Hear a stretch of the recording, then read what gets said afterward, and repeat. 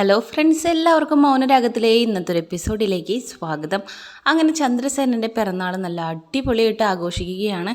അതിന് നല്ലൊരു golden watch തന്നെ രൂപ കല്യാണിയുടെ കയ്യിൽ കൊടുത്തു വിടുന്നുണ്ട്. അപ്പോൾ കല്യാണിയാണ് കൊടുക്കുന്നതെന്നുള്ള രീതിയിൽ അത് കൊടുക്കുകയും ചെയ്യുന്നുണ്ട്.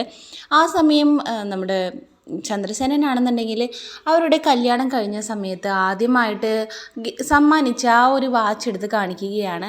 അപ്പോൾ നമ്മുടെ കിരൺ ആണെന്നുണ്ടെങ്കിൽ സ്നേഹപൂർവ്വം ചോദിക്കുകയാണ്, ആ വാച്ച് എനിക്കൊന്ന് സൂക്ഷിക്കാനായിട്ട് തരുമോ എന്ന്. അപ്പം മകൻ ചോദിച്ചത് കാരണം അത് തിരസ്കരിക്കാൻ പറ്റാതെ ആ വാച്ച് കൊടുക്കുകയാണ്. അപ്പോൾ തന്നെ കല്യാണി ആ വാച്ചുമായിട്ട് രൂപയുടെ അടുത്തേക്ക് വരികയാണ്. രൂപയ്ക്ക് ആ വാച്ച് കണ്ടപ്പോൾ തന്നെ കണ്ണൊക്കെ നിറഞ്ഞു പോവുകയാണ്. അത് ഞാൻ ചന്ദ്രേട്ടന് ആദ്യത്തെ വിശേഷത്തിന് ഞാൻ കൊടുത്തതായിരുന്നു എന്ന് പറയുകയാണ്. അപ്പോൾ അത് കണ്ടിട്ട് അവൾ കണ്ണ് നിറയാണ്. അപ്പോൾ ഞാൻ കൊടുത്ത എല്ലാ സാധനങ്ങളും ചന്ദ്രേട്ടൻ സൂക്ഷിച്ച് വെച്ചിട്ടുണ്ട്. അച്ഛനോട് അത്രയധികം സ്നേഹമാണ് അമ്മനോട് അച്ഛനുള്ളതെന്ന് പറയുകയാണ്. അപ്പോൾ അതൊക്കെ കഴിഞ്ഞതിന് ശേഷം അവർ വീട്ടിലൊക്കെ വന്ന് പിന്നീട് ആഘോഷങ്ങളൊക്കെ നടന്നുകൊണ്ടിരിക്കുകയാണ്.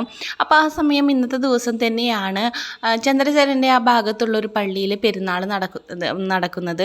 അപ്പോൾ അതുമായി ബന്ധപ്പെട്ടിട്ട് നമ്മുടെ രാഹുലാണെന്നുണ്ടെങ്കിൽ ഒരു ഗുണ്ടയ്ക്ക് പൈസ കൊടുക്കുന്നുണ്ട് ചന്ദ്രസേനെ വകവരുത്താനായിട്ട്. കാരണം ഏറ്റവും ഫസ്റ്റ് ചന്ദ്രസേനെ ഇല്ലാതാക്കുകയാണെന്നുണ്ടെങ്കിൽ അവർക്ക് പിന്നീട് ഓരോരുത്തർ ഇല്ലാതാക്കാനായിട്ട് വളരെ എളുപ്പമായിരിക്കും എന്നുള്ളൊരു തീരുമാനത്തിൽ അങ്ങനെ രാഹുലിൻ്റെ ആ ഒരു ഗുണ്ടയാണെന്നുണ്ടെങ്കിൽ അവരെ കാണുകയാണെന്നിട്ട് പറയുകയാണ് ഇന്ന് അങ്ങനത്തെ ഒരു ദിവസമാണെന്ന് പറയുമ്പോൾ ആ പള്ളി പെരുന്നാളിൻ്റെ ഇടയിൽ വെച്ചിട്ട് അയാളെ തീർക്കാമെന്നാണ് വിചാരിക്കുന്നത്. കാരണം ആ പള്ളിയിലേക്ക് ഒരുപാട് സഹായങ്ങൾ ചന്ദ്രസേനൻ ചെയ്തിട്ടുണ്ട്.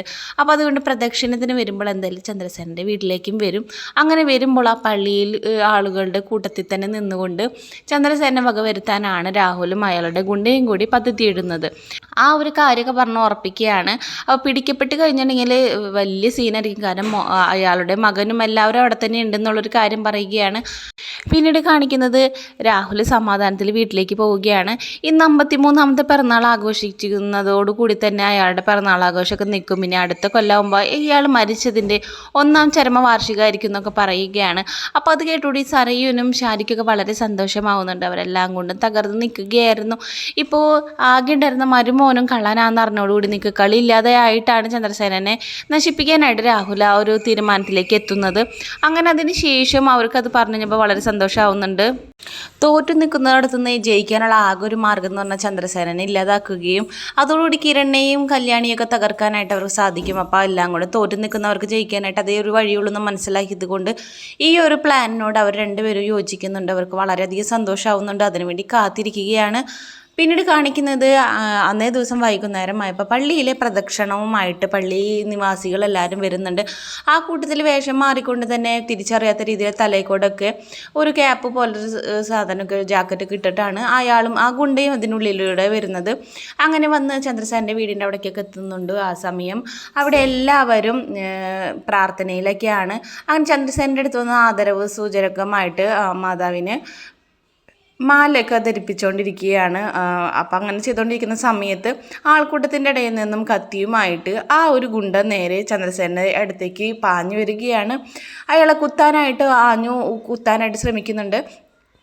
അങ്ങനെ ചന്ദ്രസേനൻ അവിടേക്ക് വീഴുകയാണ്. അപ്പോഴേക്കും ആളുകളെല്ലാം കൂടി കിരണൊക്കെ ഓടി വരുന്നത് കണ്ടിട്ട് അയാൾ അവിടെ നിന്ന് ഓടി രക്ഷപ്പെടാണ്. അപ്പോഴേക്കും അവർക്ക് മനസ്സിലാവുന്നുണ്ട് ഇങ്ങനെ ഒരു സംഭവം നടക്കുന്നുണ്ട്. അതെന്തായാലും രാഹുൽ തന്നെയായിരിക്കും അവരുടെ പ്രധാന ശത്രു എന്ന് മനസ്സിലാക്കിയിട്ട് ആ സമയത്ത് നമ്മുടെ ചന്ദ്രസേനൻ കുറച്ച് രക്ഷപ്പെടുന്നൊക്കെ ഉണ്ട്. എന്നിട്ട് അതിന് ശേഷം എല്ലാവരും കൂടിയിട്ട് സംസാരിക്കുകയാണ്. ഇനി എല്ലാവരും സൂക്ഷിക്കണം. കാരണം അവന് നിക്കക്കളി ഇല്ലാതായപ്പോൾ നമ്മൾ എല്ലാവരും വകവരുത്താനായിട്ട് ശ്രമിക്കുന്നുണ്ട്.